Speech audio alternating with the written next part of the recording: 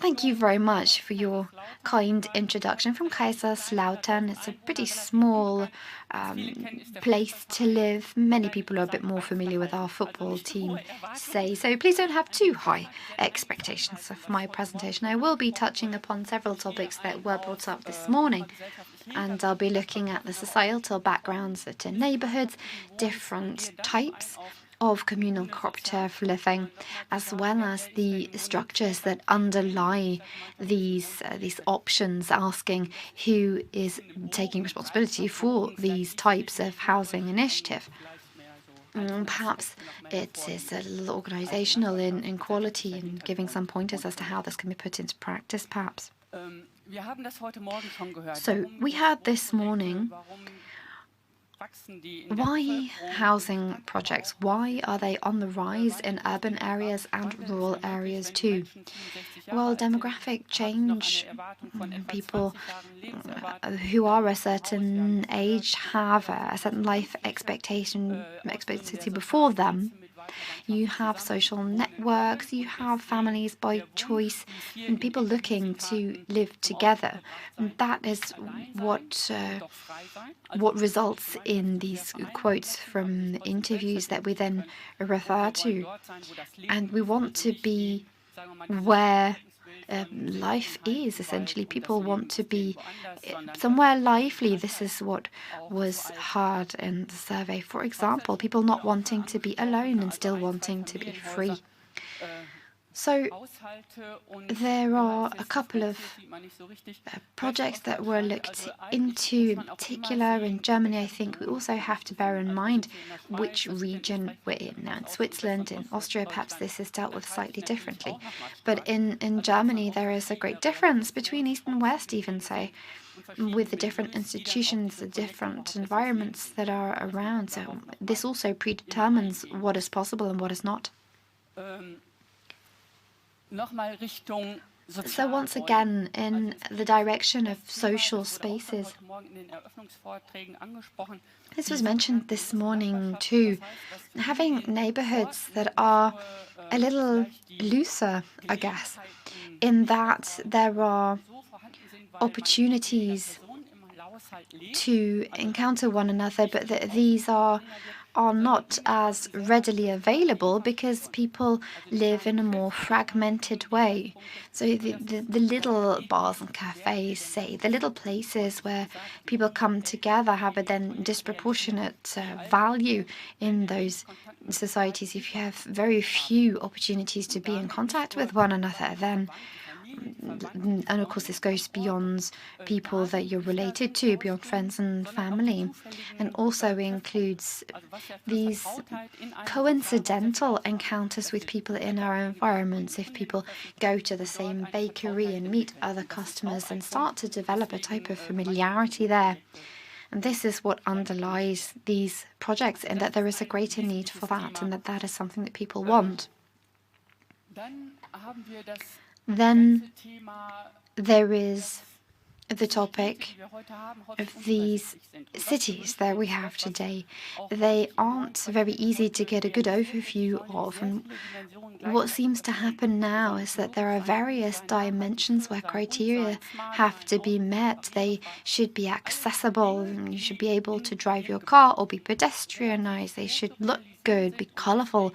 There are various different things that may be easy to implement one by one, but having all of these things become a reality altogether at the same time, that is a little more difficult in itself. And then we have to differentiate between existing buildings and renovations and new builds. We attempted to realize projects at times, and sometimes these projects were unsuccessful because you have a certain expectation. You have to sit down and ask yourselves whether it's actually realistic to approach the building that exists and expect this to be the outcome. So from an energy perspective, say sustainability, and simply having an overall concept that makes sense, right? There always seems to be a bit of a philosophy behind these projects in terms of what people want to achieve. So people have a bit of a guiding line as to what they're looking to go for. And that is a bit of a bottom-up way to design a project like this. And so all of the things that belong to this in terms of construction from the legal side, from the design side, all of these things have to be accommodated evidently. But this is much more likely to be successful if there is a plan that everybody has in mind together. In addition to this, there is the aspect of urban development. So now, if you say, well, this is an example from Trier, this is a part of the city that has a lot of immigrants, say, there are various social issues that arise therefrom. And if we are able to establish something of this kind there, then it may have an impact on different layers of the population, and segregation may be overcome if there is that input from the policymaking side of things to enable that to happen. Just a second, please. Right, yeah, so you have this ecological side of things, and then also individuals who are looking to reach their own potential. Now, why is this even something that people want? I think typically people define a neighborhood differently to the definitions that we were considering this morning. A neighborhood, in general, people have associations of simply saying good morning. If you look at the German word Nachbar and you take that back to its roots, then it essentially means close farmer. There are people who are just close by, but there's not necessarily a great deal to be deduced from that per se. And so it's a bit of a delicate balance, really, because often with our neighbours we expect the contact to be fairly fleeting. So you might say, hello quickly at the door, that kind of thing, or perhaps agree on something very briefly. But we only really have our neighbours come into our homes if we know them better than that. And we know, and this is something that we just know in society, that we are in a place where we'll have to deal with our neighbours for a fairly long while. And so there's this delicate kind of balance between proximity and distance. And it can be quite ambivalent and a bit tricky to manage this relationship. We deal with one another, help one another, yes, but it becomes a little bit difficult when you are the recipient of help in a certain way as a neighbour, but you're unable to give back. So if somebody perhaps brings back a cake for somebody, and this person then would really like to cover some fuel costs for this person, but actually it's not really possible because they don't actually have the money. Perhaps somebody doesn't actually want me to bring them a cake because they don't want me to have spent money on them, and all of this second guessing is a balancing act of reconciling these issues, and it's not easy. Evidently, these are also not the first people to encounter this. Your family, friends, and when it is the case that you're looking for help, you're not necessarily going to ask your neighbour first. You may well turn to others first, and they might be a backup solution or a last resort.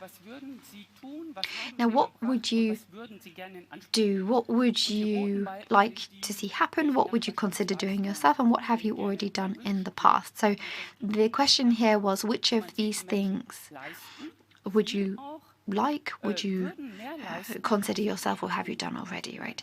So here, this is help provided by neighbours, and people are basically saying they don't want necessarily to be helped by neighbours. And this is not just data from a cooperative. We consulted various parties in gathering this data, and these are not necessarily all typical neighbourhood relationships.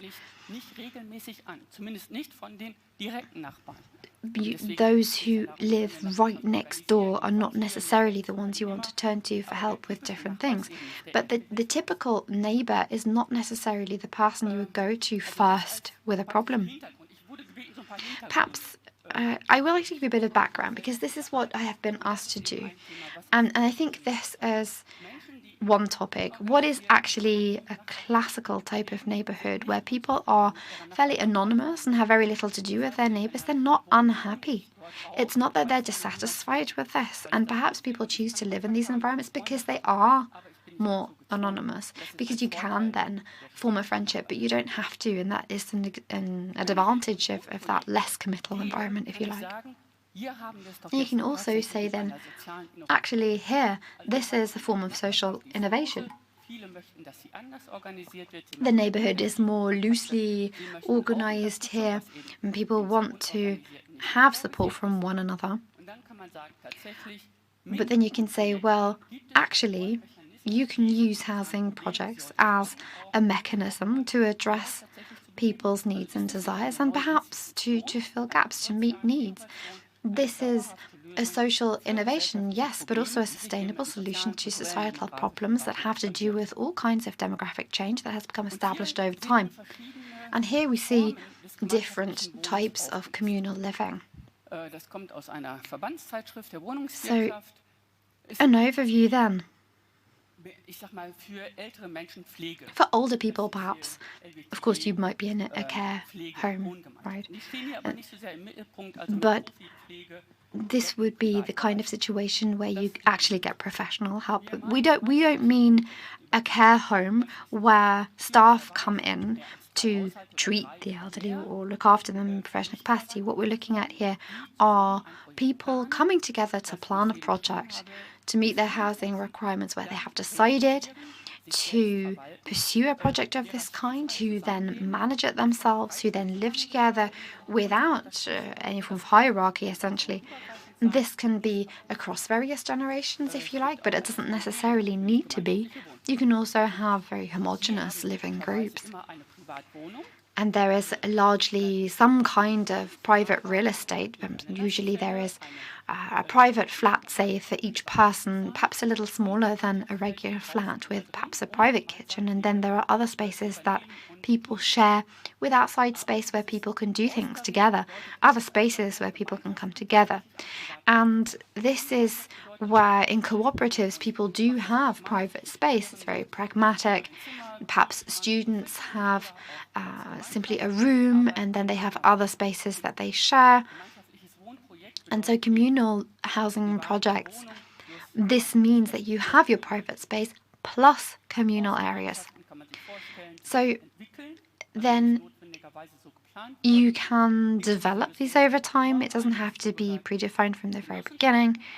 Cooperatives, is this communal living, is it not? Well, it depends. The large-scale, more traditional ones, thinking back to when these first came about, this was a cheaper way to live as well. Perhaps at the time this was a bit more of a middle-class consideration, to be fair. And now, as a founding principle, there is basically the system that every household has its say. The capital stays within the cooperative, and this isn't really a tenant-landlord kind of constellation, but instead you cover your costs. And so this is a fairly special way to approach this, and it has matured over time so that people feel like they partake in the property. Then you might have residential areas, particularly where the residential area is managed. There may be somebody who is taking care of that area, perhaps somebody professional even. And here, once again, what is picked up on, I'm not sure what the situation is in Switzerland, but in Germany and Austria, there are communities who come together in a certain residential area. This was after the Second World War in particular. They started to emerge, and often there was a church in common among these people, or perhaps there's something that united the group in a way, and they said, look, you can have a building. Perhaps it was only 60 or 80 square meters, and then a little extra space for, say, animals and fruit and veg.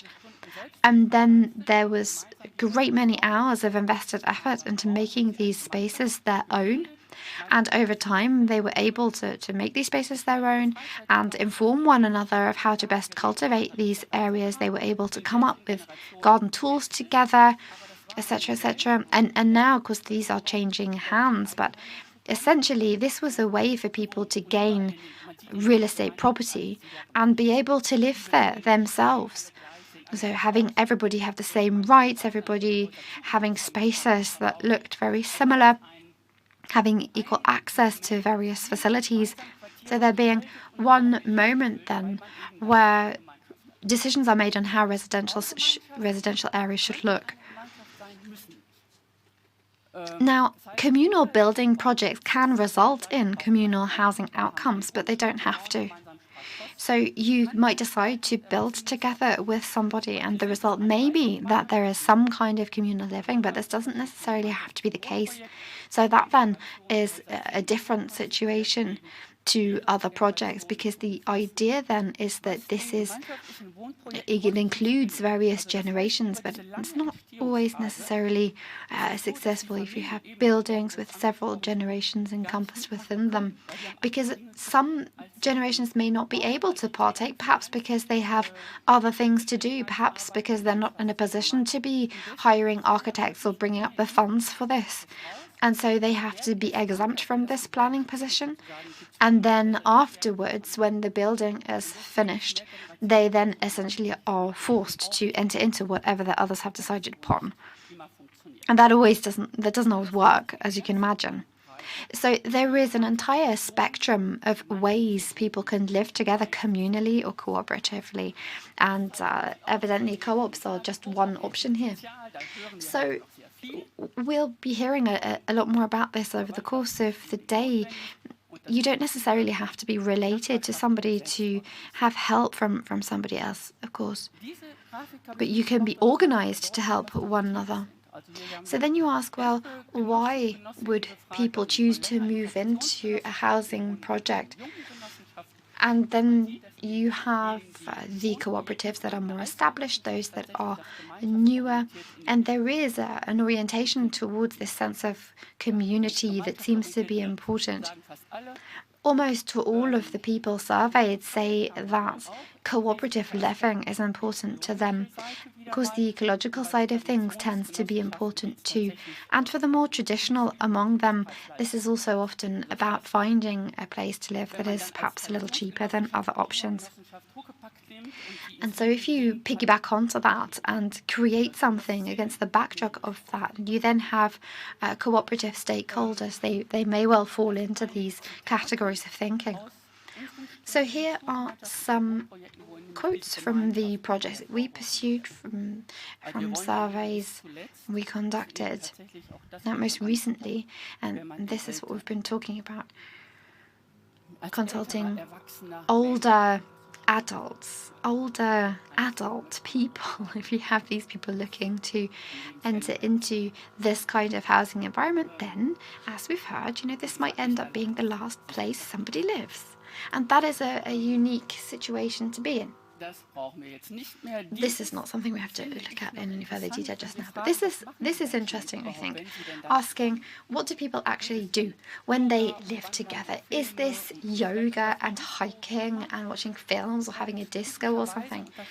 And ordinarily, the differentiation is made between lifestyles. Differentiation drawn often by age and interests.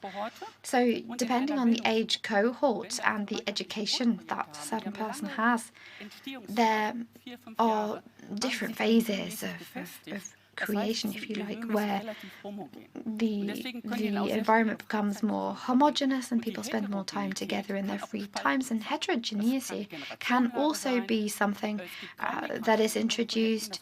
There are very rarely immigrants in projects of this kind. For example, perhaps this is more of a middle class kind of situation. There has to be some capital there. You have to be able to invest. There is a certain amount of prosperity involved in being able to partake in projects like this. And if that all comes together nicely, well, then that's wonderful. But then when people ask, well, is it a good thing for these things to have lots of people of the same age? Well, it could be, could not be. It depends. Affordable housing evidently is important. We need social housing. Certainly, there has to be funding for this kind of thing. And that is all about the socialization of communal spaces, costs of partaking, costs, etc. And often in this kind of process, certain parts of the population simply succumb to whatever is the more negative outcome, if you like. So you're looking to provide affordable housing, yes, but I think it's a bit of a cultural push as well. Now, how many of these projects are there? I believe the last count there were 839 projects like this. So 0.1% of the population lives in a project like this. But this is primarily the case in rural areas. And what I would like to mention now is because we have about 5,000 people that were questioned in a certain age bracket, and we asked them, well, how would you like to live when you are in more advanced old age? And the answers then could be in their own flat, in their own house, in etc. And so depending on whether people rent or own their current property, there are different answers. So people, rather than say live with relatives, people see the rough idea of living in a housing project environment as being an appealing object. You can see by order of weight, this ranks third in this graph. So this is an option that people understand. This is something that people could consider, having their own flat in a project like this, so that housing, living in older age is no longer something that people see happening in classic terms. They are open to these new options, and that's something I think is interesting. And especially, in discussion with family members, it can be valuable to have this insight. Are these far more women than men? Well, I was interested to see that this seems to be about 50-50 really here in front of us. This is good, but here we have generations older, perhaps a little less so than younger people. In addition, another thing that has been mentioned, urban versus rural. And you see here that people who say, yes, I could imagine living in a housing project like this, they say, well, I am a bit more ecologically minded, I'm happy to help people who require help, perhaps I'm quite active in my free time. These are people who say, I live for, they don't necessarily say they live for their family or according to religious principles. So there seem to be social structural differentiations between the types of people who can and could not imagine living in a housing project like this. And so drawing a conclusion then, what is important is when people live together, and this is a very diverse environment, in this communal environment, many people say, this is, I'm living the dream, this is everything I ever wanted. And other people find that there is an obligation that lies within the accessibility of this help around us. Thank you very much for your attention. Vielen herzlichen Dank, Frau Spellerberg. Thank you very much, Ms. Spellerberg. I believe, once again, we have the opportunity now to ask any questions or make any comments. The microphones are readily available, and please do press the button for the red light to come on before you start speaking. Was mich erstaunt hat, ehrlich gesagt, also die Befragung. What I was particularly surprised by were the questions here, how do people actually want to live there in the future? And many said people want to live in their own home, in a flat, in a house. But then there were 24% who had a bit of a different idea as to their housing future. But there were still 21% who saw themselves as being within their families. This was quite well balanced, actually. What do you read into this? I think 21% is, there's not much difference there, but actually housing projects like this are a bit of a niche. They're not necessarily familiar to everyone. That someone in an area like this would, despite this, say that they would be open to it, even if they don't know exactly what a housing project like this would entail. I believe that that is an impressive thing to bear in mind, because they know that they are weighing this up against the opportunity to live with their families, and that's a known variable. They know what they would be up against living with their own families. So I think that that gives us a new perspective on it. And the reason for that, then, it's about a certain level of publicity if there are new housing projects ongoing, to make sure they get the attention they deserve. Well, yes, but this was in Thüringen, in a rural area, and there were investors in a rural community, and the housing project was known to people there. But that behind that, there is that idea that actually maybe I might like to make good use of other social nets, to other support networks, where people are open to pursuing a new kind of community, even if this isn't necessarily made explicit and that it's a housing project. I think that this is something worth pursuing. Are you aware of any projects that look into this utopia, basically? Do you have any numbers to present to us on that, how that has developed over time, how many people are perhaps disappointed by the outcome in reality at the end of the day? Most of the people we surveyed are very happy indeed. There is, of course, also disappointment. And I think that's largely because not everybody is equally actively involved. And some people want to be able to partake, and other people just want to take a step back, and they've had a bit of enough of people and just want to concentrate on their own families, their own friends, because it is actually also an additional effort, perhaps having to go to a meeting every 2 weeks to this end. And so the binding nature is variable in how seriously that is taken from project to project among people. The social assistance, say, that you get from other people, this can be something that is reinforced over the course of the project, or it can be something that turns out not to be as strong as might have been expected, which would be disappointing. So this would mean then that this community, the sense of community, it's not without cost.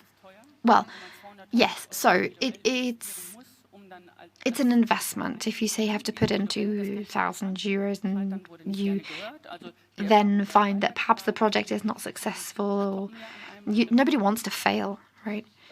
And people want to make worthwhile investments. So the 5 to 7 years also that you have to put in a lot of hours until you actually arrive at the building with the communal spaces. But I'm sure we'll hear more about this afternoon anyway.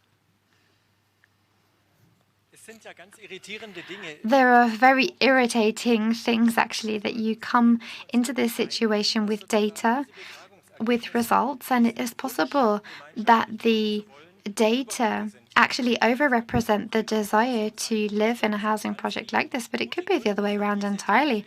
And I'm sure that there are good reasons for that interpretation too, because the more of something you experience, the more you get a taste for it.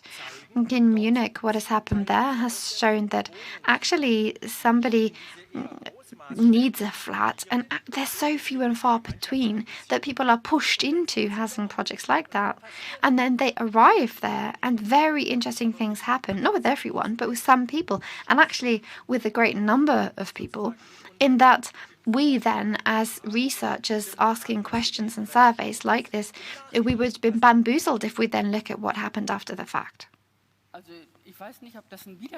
I'm not sure if that contradicts itself, because the people who live there are happy, and how individual the process is, I can't say. And there is a core group that has the idea, that calls this into being, and then there are others who have a different experience of it because they didn't experience the construction phase, for example, and they experience entering into this group at a later stage. And if they are active within this group, then I'm sure that's no problem. But if they are then reserved at that point, I believe that could become a little more difficult, because they weren't part of the community building phase. And so life within a social space like this, of course, this has something to do with the person, and I believe it changes a person going through this process.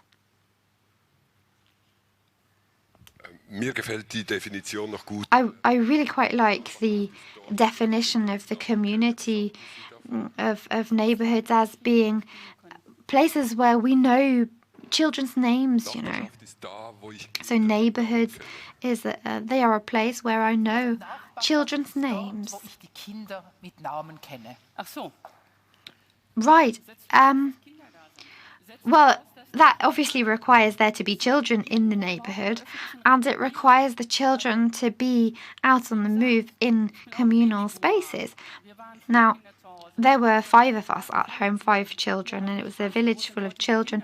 Children were playing out on the road, but where do children play today? People go to school and they do their individual activities. They barely meet other children as it is. Perhaps, on a trampoline in their private gardens. Even the way children socialize has entirely changed. It has become more institutionalized. So then how can a household know the name of a child who lives 3 blocks away if that child is never in a communal space in conjunction with their children, say? Yes, but it is an interesting definition. Well, yes, but I don't believe that that is neighborhood. I think that that goes much further into community, essentially, because I think neighborhood in and of itself has to be neutral to start with, because I think neighborhood otherwise would be overvalued. Can you hear? Yeah.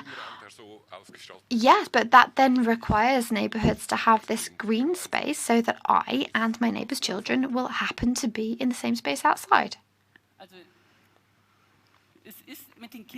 Yes, I think, well, with the children, it's a very important question because the neighbors are the first people, essentially, that children get to know, besides their core family members, when they leave their homes. And I feel that that is important for children, but that is not perceived in the same way everywhere. This brings us back to the definition of neighborhood and community once again. One last question, and we'll move on to Susan Tavi. Can you hear me? Yes. I just briefly wanted to say something to Uli, if I may, because I see what you said, and I see that where I live. I work in neighborhoods as a specialist, and I know many people who have moved in without really knowing what they were letting themselves in for. And so this goes beyond, obviously, tenancy agreements and the like. But what I have really seen is that people are interested in simply looking to wait and see what would happen in a neighborhood. And a truly lively neighborhood has emerged from that without the person having moved into the neighborhood with that target in mind. And that's something I've experienced and be happy to change. Is this Wiki site? No, it's Domun. It's a residential area that belongs to the Oase group. And it's a subsidiary, essentially, an institutional, what would you call it? Yeah, it's an institutional group, if you like. So this would be the hypothesis then, that you don't need to force people into this kind of constellation. You can just whet their appetites for it. Well, yes, you can have people build houses next to one another. And that some people in this kind of constellation have very far-reaching contact with one another and who value that very, very strongly and have strong neighborly ties. Wonderful. Thank you very much indeed for sharing this with us.